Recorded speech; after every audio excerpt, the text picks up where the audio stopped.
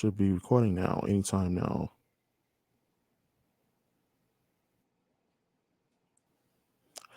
Welcome to the Hub of Champions, part of Believe Network, joined by Emerson Lotzia of DraftKings Network. I am Shukri Rice. Be sure to subscribe, comment, rate, and follow the podcast. And tell all the Boston sports fans to do the same. You can watch us on Believe TV around the country and in airports, and as well as on YouTube. And read the top Believe stories at SI.com. Follow us across all of our Believe socials. It is a wild time in Boston, and dude, I'm fired up. I don't know about you, but dude, how are you feeling? I'm ready. How are you feeling about Celtics in the finals? Okay, so I'm feeling good I'm feeling good in general. I don't know if my internet is dog crap or whatnot, but like you keep going in and out, Chuck. But your frozen handsome face is on my screen. Yeah, it is wildly embarrassing. I can't. Yeah. Is it your internet or is it mine? Just be honest. It's not yours. It's not yours. Oh, thank God. No, it's not yours. And this was part of the reason why, like, I have been doing all of my interviews now at night, because this is only a daytime issue where it's really freaking weird. Whereas it'll lag like this during the day, but when I do night episodes, not a single glitch, not a single issue whatsoever. That's wild, because usually at night is when people start to get a little freaky on their internet. So I would think it would be the other way around. But Chuck, let me tell you what, dude. I am feeling good. The weather, and you love this city just as much as I do. The weather is turning. And I was a guy in the past, when I ranked my seasons, summer used to be dead last for me. And I'm a winter guy. I like being colder because I'm a sweater. But let me tell you something, dude. Summer kind of creeping up the rankings for me, because I'm just digging the vibes more this year. And I think some of it is, if you remember the summer here in Boston last year, every weekend was a washout. I think it was like the second wettest winter, rainiest summer. Wettest summer. Yeah. It was like one of the rainiest summers ever. Yeah. And so I'm feeling good. Celtics, the vibes are high around here. I think people are very confident, and I think they should be. There's the excitement level of here in about 2.5, 3 weeks. Hopefully we got them big, beefy duck boats cruising down Boylston, and we are all partying our asses off. I cannot wait. I hope so, because like that, I've been feeling as confident as I have felt up for a Boston sports team since probably Super Bowl 53. Like, I mean, that's probably the most confident that I felt as a Boston sports fan, as a Patriots fan, like, since then, and that was like 5 years ago now. So it just seems to me that as my face remains frozen and I look like I'm just puckering up and just you look beautiful. Crap. You look beautiful, buddy. All right. Thank you. I don't doubt that. It's just weird for those that's gonna be watching this and be like, why is this dude's face like frozen? Like, I'm just gonna roll with it and say screw it, only for the mere fact that you know what? Hey, get your laughs in, get your hits in on social. I don't care, like, whatever. But what I do care about is like the Celtics. Like today is Wednesday. This is the day of recording, and I watched a bit of the media availability at TD Garden, and I just get this feeling, and maybe it's just because I'm just a fan. What the hell do I know? But I just get this feeling that this team is even more locked in and focused than they were 2 years ago. So. I was around the Garden 2 years ago when they were in the finals, and not saying that they weren't focused, but there's a very different feel. Do you get that kind of vibe as well, Emerson? Yeah, 1,000%. And I've learned a lot of that. I've gained more confidence in them. It was not only because they swept the Pacers, it was what they did in crunch time. And you could sit here and you could make the argument that the Pacers crapped down their legs in crunch time. But for us here in Boston, who had been waiting for this like core on this team to show that they have balls when it comes to crunch time, they showed me that. So I was able to learn a lot about the team in that 4-game sweep of the Pacers. Now, listen, they played 3 teams missing their best player, and they've gone 12-2. Okay. It's not their fault the way everything shook out, because they were by far head and shoulders the best team in the regular season, Chuck. Like, their path to the NBA Finals has been almost easier than anybody else's. It's just, I think there's been some crucial questions that have been answered along the way. And I think we're going to see that in this next round. I think we are going to see Tatum go toe to toe with another team's best player, which is going to be Luka, because the Mavs stand no chance if Luka is not their best player. Kyrie, clearly the second best player. Little nervous though with how much those dudes, this next level that they have brought their game to in the playoffs. This postseason, you have Luka and you have Kyrie, who have combined to score almost 60 points a freaking game in the playoffs, man. Like, the same time, the Celtics, nobody has the pieces to stop those guys. They're two of the best on the planet, but the Celtics have the pieces to slow them down. And it's funny you say that, because there was a question that was asked earlier today in the media availability ahead of game 1 tomorrow, in which that a question was asked to Drew Holiday: how do you stop Kyrie Irving? And outside of the jokes and everything that still remains in terms of the animosity towards Kyrie, Drew Holiday gave a very poignant answer. He said, pray. It sounds funny, but say what you will about Kyrie, but this is still that dude, like, who, since he came into the league in 2011-12, he's probably have had the best ball handler of any player in the NBA, and his skill set is second to none. So by far, he has the best handles in the NBA. There is no arguing that. Yeah. So I'll ask you this: if you are the Celtics defensively, how the hell did you even begin to like game plan against both Luka Doncic and Kyrie? Because the truth is, they're both going to get theirs. That's something that I've come to realize throughout the entire duration of these NBA playoffs. Yeah. So you've got Drew Holiday, you got Derek White, Jaylen Brown is another good defender on this team, and Kristaps Porzingis is coming back. If he is. Listen, I don't think it's not the NFL, but you could probably say, I don't know if anybody is 100% at this point in the season. I don't know if I think he's going to be close enough to 100%. And that guy, not big, not beefy, but he's going to be able to spread Dallas out the way nobody has, like, in these playoffs. Now, this matchup is going to test the Celtics in new ways here. Yeah. Like, I agree. Cross matches, ball pressure, opportunistic post-ups, if you will. All of those should have prepared them, though, for like this moment throughout the playoffs. And I know it's kind of a lot of people may be hesitant to trust Porzingis and him being himself again. Like, we all just got to see it, Oh yeah. But I've got to lean towards the team that has profiled as the championship favorite, as the best team in the NBA all season long here. I do think Celtics win in 6. And I could sit here and I could look at how dangerous Luka and Kyrie have been, but I don't really want to overthink it. Now there's the argument of, like, I don't know, what's the elite 1-2 punch in your eyes? Is it Tatum Brown or is it Luka and Kyrie? You can make that argument all day long, Chuck, but it's after that. After that is when I'm like, man, Derek White may be the best number 3 like in the league. Do you know what I mean? Make that argument. And then we're gonna Then you have a ridiculous supporting cast. You're gonna have the unicorn back out there talking Porzingis.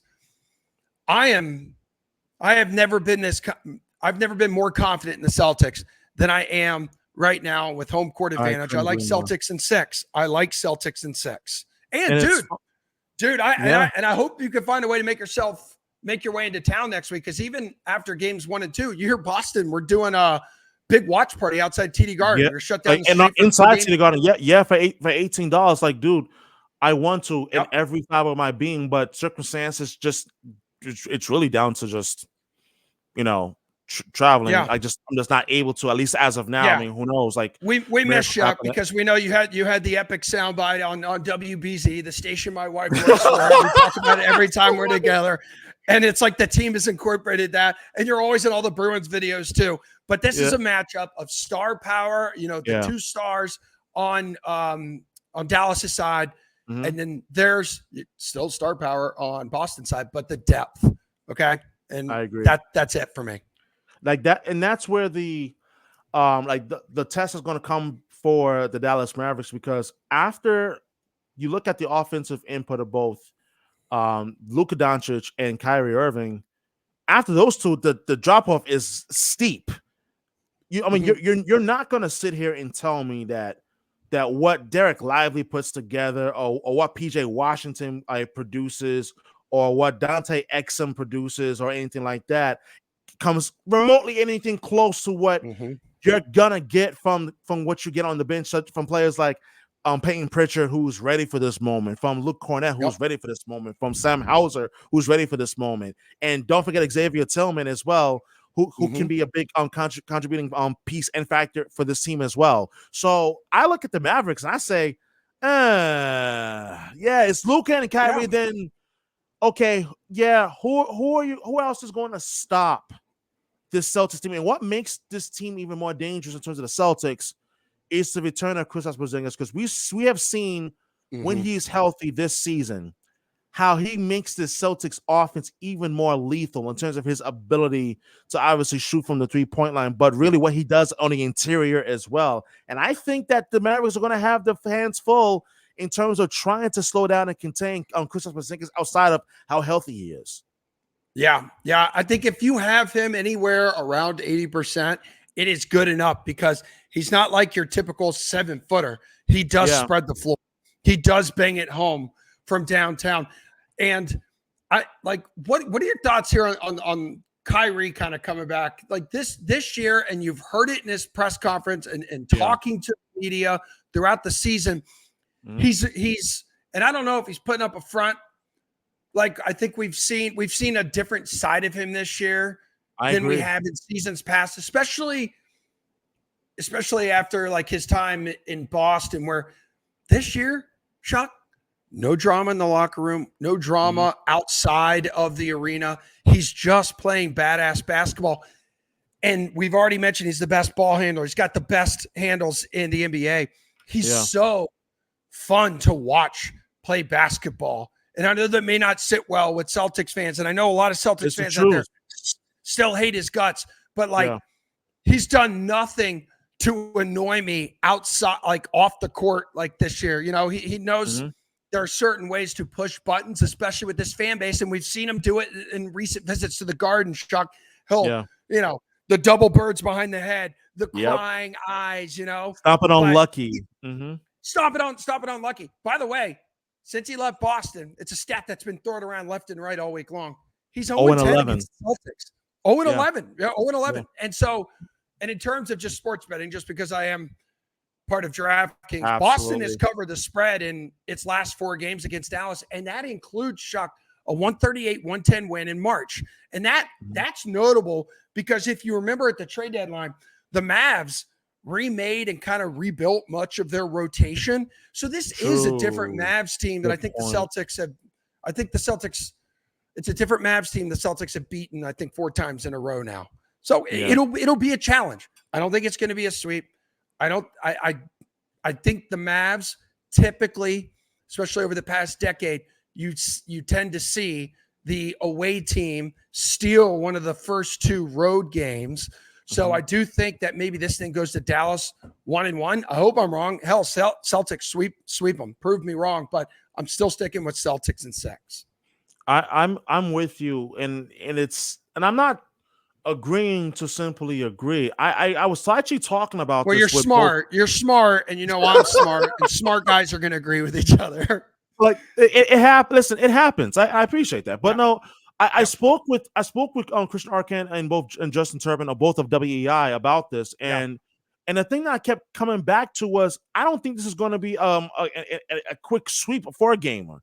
I honestly think that this is going to go 6 games. I mean, I don't know if it goes to a game. Someone would have shocked me, not entirely, but for the sake of just from a pure basketball standpoint, should it really surprise you that if the series goes to 7 games? No. Because although the Celtics are clearly the more superior and more talented team, obviously, But we've seen stranger things happen in the NBA Finals. Let me remind Celtic fans of this very fact. And obviously, this is a different time and a different era. But in more ways than one, this kind of reminds me of 2011 a little bit, of the NBA Finals that year. Because this was the Miami Heat team that was the more superior team than Dallas. You had the big three. That was the first year of the big three with LeBron, Chris Bosh, and Dwayne Wade. Obviously against Jason Kidd, who was on the team, who's now the head coach of this year's team. Jason Terry, and Tyson Chandler, and all of those dudes. Yeah. But that series went 6 games. Mm-hmm. And it was a back and forth series, a challenge that Miami didn't expect, and Miami lost that one in 6 games. This series, I see similarity in the terms of don't underestimate Dallas, because coming into the series, I do believe that defensively, they have played exceptional basketball, and that's been the biggest difference in their run since March, is that defensively they've been, I believe, like top 3 in the NBA, and as well as that they've carried that into the playoffs, and it's shown in their Western Conference matches so far. Yeah. And in that Western Conference too, against the Timberwolves. Damn, dude, I'm looking at some of the numbers now. This is why so many people are. I know Tatum's the favorite for it, but so many people are betting Luka for Finals MVP here. Yeah. You can get some pretty decent odds on it right now. But in 5 games against the Timberwolves, let's see, he scored north of 32 points per game, pulled down almost 10 rebounds per game, and dished out 8 apples a game, while he shot almost 50% from the floor and still hit almost 44% from downtown on nearly 11 3-point attempts per game. And he also, and you know this, he's got a knack for getting to that foul line, and took almost 8 attempts per game. So I don't, if there are people out there watching right now that think the Mavericks are going to win this thing, double down. Just my recommendation would be to double down on that, and then maybe bet Luka for MVP. So the Mavericks will stand no chance, Chuck, if Luka is not the best player on that team on the floor. And you could sit, and you could sit there, and I'm thinking about, all right, if you rank the best players in this series, I mean, the Celtics have Luka's number 1 for me. Yeah. No, Luka by far. I'd go Luka, like Tatum, Brown. There's Kyrie in there, but after that, this is where the depth thing comes in. Kristaps Porzingis, Derek White, Drew Holiday, Al Horford, and then maybe you have Derek Lively and like a PJ Washington kind of round out like a top 10. The Celtics should win this. It's just not going to be as easy as it has been the first 3 rounds. And which is why I am a big believer that experience matters, and bringing in a player that has championship experience matters. And there was an interesting stat that was brought up in the previous episode with Justin Turpin of WEI. He mentioned, don't remember the exact number, but the last 5, let's go for discussion's sake, the last 5 NBA champions have had at least one player who has had championship experience. Okay. There is no argument that you can make that you could say, well, championship experience, that shouldn't matter. Actually, it does, because there was a reason why that Brad Stevens went out and got Drew Holiday when he did. And I said this to Justin back in February, that at the time, because I asked the question, which acquisition for the Celtics has been the most impactful, Drew Holiday or Kristaps Porzingis? I said Drew Holiday. And there was a little pushback in terms of Kristaps Porzingis, and there was a very fair and legitimate argument. But I would say right now, and this is no fault of Kristaps Porzingis, I still think it's on Drew Holiday because of the defensive plays that he makes in crunch time, and you saw it in Game 3 against the Pacers. Yep, you absolutely nailed it. We're talking a 6-time all-defensive guard here, Chuck. Like a second-team selection this year. You already mentioned he won the NBA title with the Bucks back in 2021. He is Boston's prized off-season addition. And a lot of people say, oh, his offensive numbers are down. He took a step back offensively because there's so many other damn scores on this roster. But but to your point, the dude, soon to be 34 years old here, has continued to be a relentless force on the defensive end. And he's still averaging Well, he did against Indiana, 18.5 points per game in that series. Now, he may be, this may be a hot take, maybe a little dramatic, whatever, that's me. I think he's going to face, and he may be the most important player for the Celtics in this series because of the toughest test yet that he will be facing, keeping Luka and Irving in check. Again, they're going to get there. Just don't let them get too much. Yeah, and that's been a talking point, is that look, Luka and Kyrie, they're going to get this, but how much can you limit?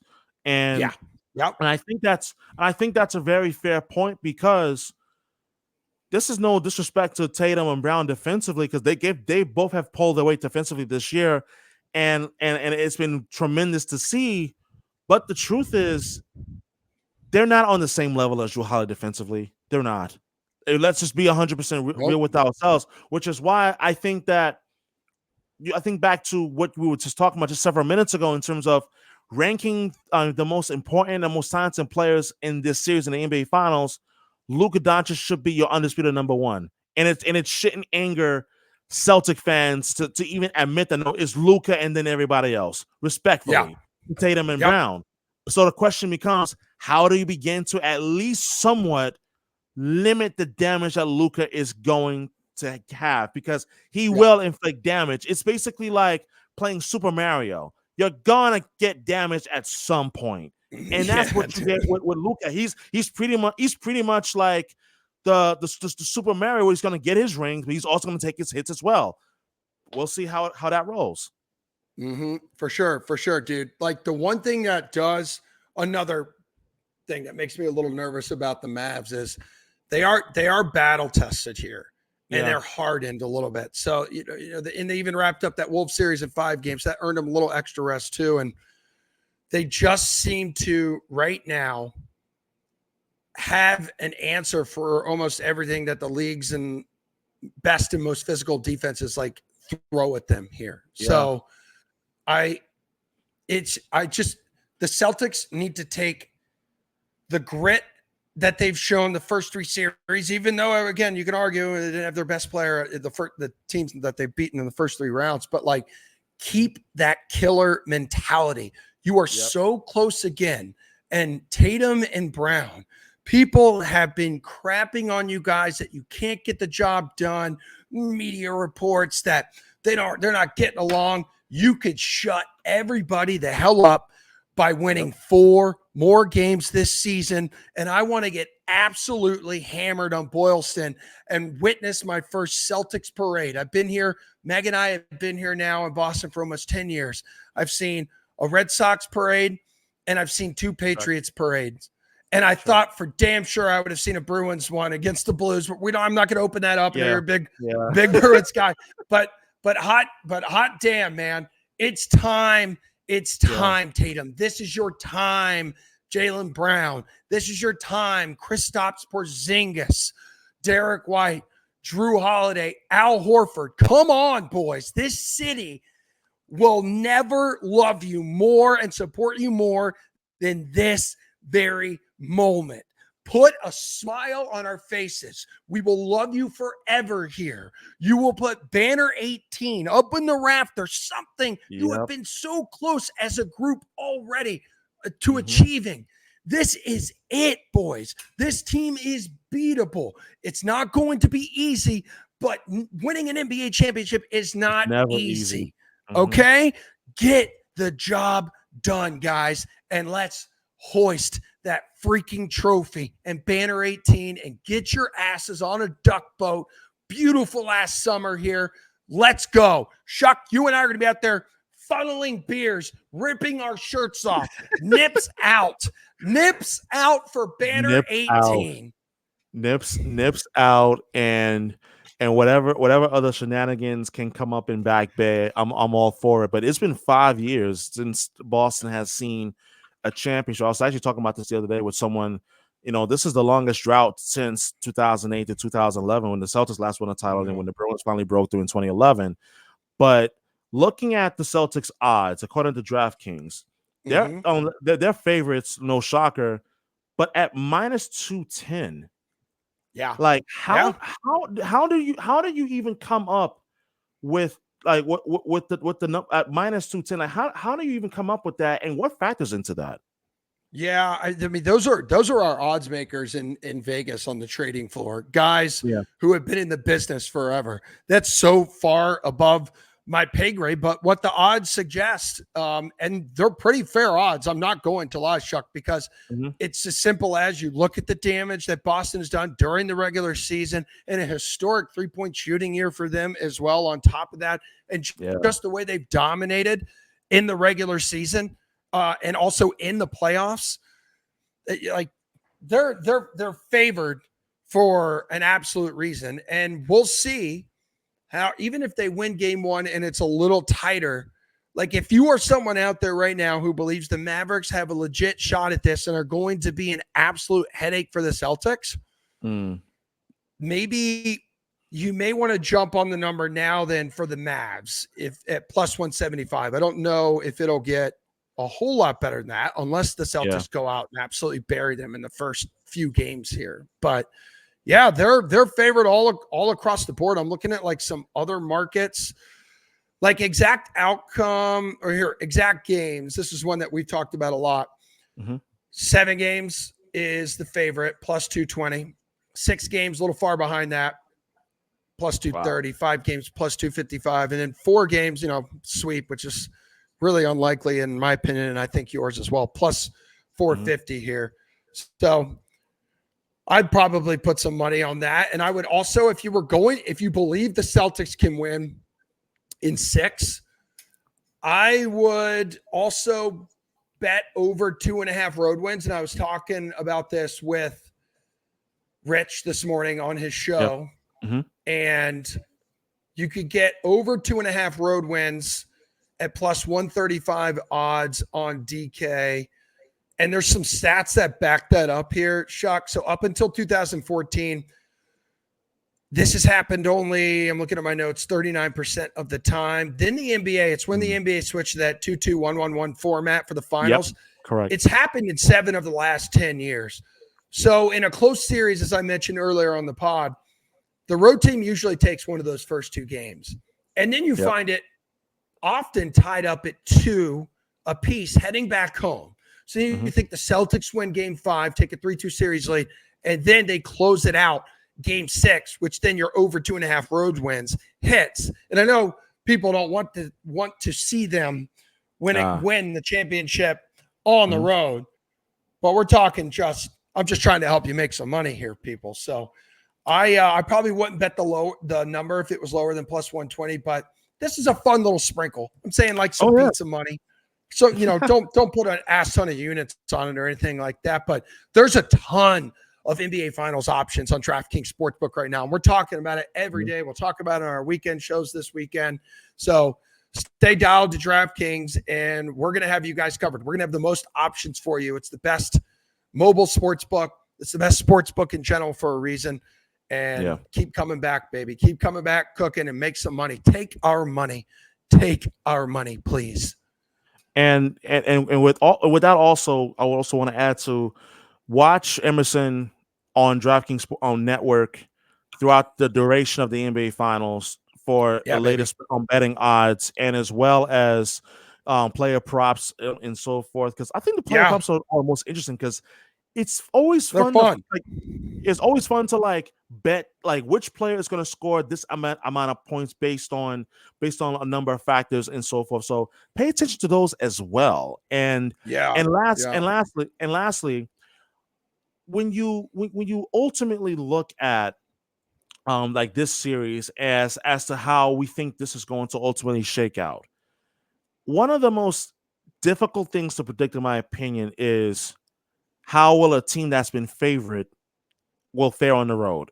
This is the first time the Celtics have been favored in the NBA Finals since 1986, and this is obviously going back. Really? I'm not joking at all. That's a great stat. I did not know that. I'm going to mark that down and use that on my shows. Thank you, Sean. No, absolutely, no. Look, and even look into it, to see for yourself. They have not been favored in the NBA Finals since 1986, and that was peak, obviously. Larry Bird, Robert Parrish, Kevin McHale. and those boys like Casey Jones, like the coach, and so forth. That goes way back to that era. And even in 2008, they were not the favorites. The Lakers were. So for them to be favored now, really, it really is saying something. So when you hear that, and clearly you were shocked, Emerson, like how shocked does that make crazy. you that the Celtics have not been favored like in NBA Finals since 1986 when they won on battle number 16. Yeah. It's just I think there's been like a toughness factor to the Celtics, and there's been finding that missing piece. And I've said it all along. Porzingis is that missing piece to banner 18. And Brad Stevens going to the front office may be one of the best moves, talking either as a player, coach, adding someone to the front office, maybe one of the best moves in Celtics history.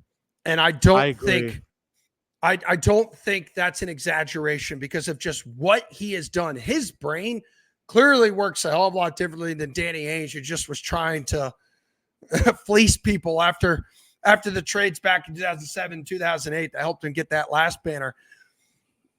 Brad Stevens thinks differently. And now all of a sudden, we saw the incredible regular season. They've been the best team in the league for 8 months now. Now, if they don't win and Porzingis is relatively healthy, I think the team is cursed, and I do think they need to make some major moves. I don't know if you split Brown up or Tatum. That conversation is going to come up, Chuck, if they don't win. I agree. But Tatum, Brown, elite 1-2 punch, defensive personnel that Brad has added to this team. They have what it takes to make life difficult on Luka and Kyrie. They've got the supporting cast, a superior supporting cast, and home court advantage. So it is, if there were any of the Celtics teams since the mid-'80s, when you just mentioned that incredible stat, that were going to be favored in the finals, it makes all the sense in the world that it is this one. I agree, because when you think about when you think about like the Celtics like NBA Finals appearances since 1986, it's crazy to think that they haven't been favored in like what now coming on 38 years, like it's just insane. Because in case if you need some sort of like a historic reminder, the Celtics, they were in the finals in 80, I think it was 87 if I'm not mistaken, against the Lakers. Like they were also, I mean, my goodness. They were obviously there in 19 not 19 but rather 2008, 2010, and then fast forward to 2022. It's just insane that they haven't been favored like this long. But then also to your last point that you made, and I do want to touch on it just quickly, because if the Celtics don't win now, when is it going to finally happen? Because this is by far the best Celtics team that we've seen since 2008. I would even go as far as to say that talent-wise, this is probably better than the 08 team. I would honestly say that, and I would honestly say it's a more well-rounded team. It's definitely a more well-rounded team and a deeper team. Yeah, and this is not taking anything away from Kevin Garnett, obviously, and Ray Allen and Paul Pierce, like the Three Musketeers. No, but well-rounded. No. I think this year's team is definitely more well-rounded. And also, you said something that caught my ear, that if the Celtics don't win, that you may wonder, and questions will start to be asked: is this team cursed? I would even go as far as to say that if the Celtics don't win the NBA Finals, you have to wonder: is Boston sports cursed? Because the last, that's a conversation for another pod, big guy. We right, exactly. And I hope one that we will not have to have at all. Like, hopefully, if the Celtics do win the NBA Finals, Emerson Lotzia of DraftKings Network, catch him there, and he'll be part of the NBA Finals coverage on the network as well. Emerson, thank you so much for taking the time to hop on and talk NBA Finals, man. I definitely appreciate it. And Celtics in 6. There's nothing else to be said in terms of that. That's you and me, baby. We're ride or die, but I appreciate you, man. Respect the hell out of you. You're one of the biggest grinders, especially in this market, and it's been awesome looking at your frozen face for the last 30 minutes. No, I appreciate it, man. Thank you, man. I appreciate that, man. Definitely take it easy. Later. Hold on.